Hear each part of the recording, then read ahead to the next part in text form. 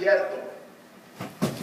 Óigame. Yendo hacia el lugar de su bendición, yendo a reconocer, agárreme acá, hermano, porque posiblemente los próximos 40 días sean los últimos de tu sufrimiento, sean los últimos de tu padecer, sean los, no me entiende la iglesia, no me entiende el pastor, de que quiero que lo reciba, aleluya.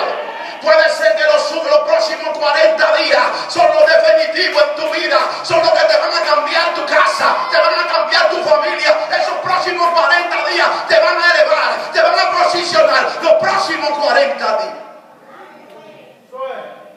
Mira, salieron del desierto y estaban allí en el desierto y salieron 40 días. Solamente a observar, solamente a reconocer lo que era de ellos. Es decir, que lo que necesitamos nosotros es reconocer lo que es nuestro. Lo voy a repetir. Usted y yo necesitamos reconocer lo que es nuestro.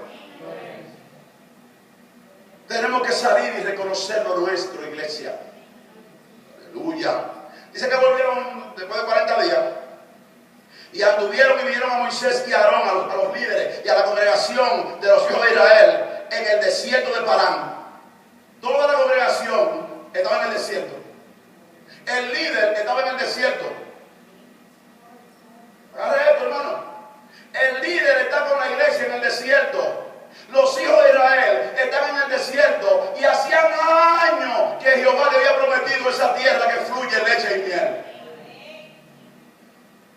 Ya todo estaba preparado, ya Dios tenía la tierra preparada, ya Él tenía la tierra. Por eso le dijo, mire, vayan, porque Él dijo que es una tierra que fluye leche y miel. Lo único que ustedes van a hacer es mirar si la tierra es buena.